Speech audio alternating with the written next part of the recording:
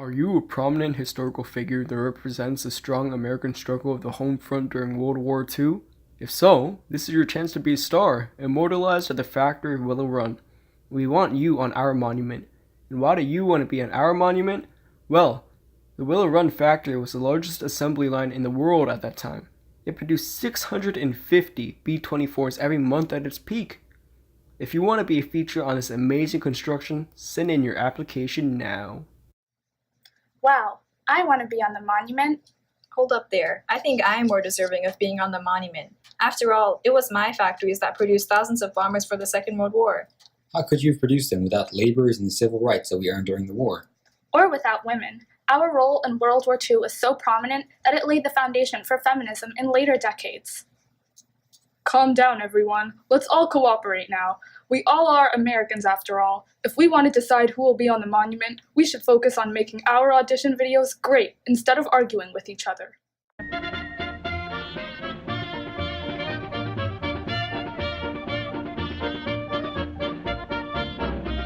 Okay, let's watch the videos now. Hi, I'm Henry Ford, and here's why I think I should be featured on the monument at Willow Run. First of all, I think my position on the monument is undeniable because I am the one who directed the construction of the Willow Run factory. That's where the monument is located. At its time, it was the largest assembly line factory in the world in terms of its area. Though my critics mockingly called it Will It Run, it actually proved to be one of the most crucial American factories of the Second World War. Did you know that the Willow Run factory could complete the construction of an entire B-24 Liberator bomber in only 18 hours? This is all thanks to my unbridled industrial genius. Without my massive intellect, this monument might not even be possible to build. Additionally, it was I who first pioneered the use of the assembly lines for the standardized mass production of automobiles. Transportation was revolutionized in the Roaring Twenties due to the flood of millions of new Ford Model Ts by the end of the decade. This demonstrated the astonishing capacity of the American population to unite and work together on producing material. During World War II, I was smart enough to convert the use of these production plants from consumer production to war goods and weapons. Consumer production was halted and rations were allotted to allow for a maximum number of resources and time to go to producing war materials, usually in the factories that I engineered. Furthermore, propaganda encouraged people to waste not a single minute sitting on the toilet or doing something other than aiding the war effort. Even children were asked to give a helping hand in defeating the fascists. This maximized patriotism, combined with the huge capability of my factories, allowed for the near unlimited efficiency to produce war supplies. Under my instruction, American workers were able to complete building 86,865 aircraft, 57,851 airplane engines, and 4,291 gliders by the end of the war. Ultimately, it was the bombardment of massive weaponry that earned the Allies the victory of World War II. Without my vital contribution to the war supply pool of the Allies, the path to victory may not have been so clear-cut. Overall, I think I am an American icon who truly deserves a spot on the monument at Willow Run. I represent not only the limitless power of American spirit, but also its powerful capability to unite in times of need and work harder than anything ever seen before in order to overcome a challenge, whether that challenge be at home or abroad. I directed the construction of factories that were quintessential to the massive standardized production of military supplies. My figure on the monument would represent unending spirit and limitless industrial capability. My name is Henry Ford, and this is why I deserve to be on the monument. Hi, I'm A. Philip Randolph, and here's why I believe I should be featured on this monument. In the spring of 1941, hundreds of thousands of whites were employed in industries mobilizing for possible entry of the United States into World War II. During this time, I was America's chief black labor leader who called for a march on Washington, D.C. The purpose of this march was to protest factories' refusals to hire African Americans. I vividly remember saying, "It is time to wake up Washington as it has never been shocked before." This announcement electrified the black community. Grassroots support for the march sprung up everywhere. Church congregations raised money to rent buses, school children saved their allowances, and almost every black organization agreed to participate. Whites began to panic. To prevent this march, which many feared would result in race riots and international embarrassment, President Franklin Roosevelt issued an executive order that banned discrimination in defense industries. His Executive Order 8802, which resulted from my actions, established a Committee of Fair Employment Practices to receive and investigate discrimination complaints and take appropriate steps to redress valid grievances. The fight against fascism during World War II brought to the forefront the contradiction between American ideals of democracy and equality and its treatment of racial minorities. The contributions I provided to the civil rights movement early on in the war led the NAACP and other civil rights organizations to work towards ending discrimination in the armed forces. During this time, African Americans became more assertive in their demands for equality in civilian life as well. The Congress of Racial Equality, otherwise known as CORE, an interracial organization founded to seek change through nonviolent means, conducted the first sit-ins to challenge the South's Jim Crow laws. As you can see, I, A. Philip Randolph, am the cause of major victories in the civil rights movement back at home during the war. My actions led African Americans to receive equal jobs within defense industries. Through these jobs, they provided major contributions to the war effort, which wouldn't have been possible without my call for a march on Washington. Altogether, if I were to be put on the monument, I would represent all of the civil rights gains during World War II. Hi, my name is Rosie the Riveter, and this is my application video for being featured on the new Willow Run Monument. I am the best candidate for this monument because of what I represent. I represent all of the hard-working, dedicated women on the home front. American women played important roles during World War II, both at home and in uniform. Not only did they give their sons, husbands, fathers, and brothers aid in the war effort, but they also gave their time and energy. Some even gave their lives.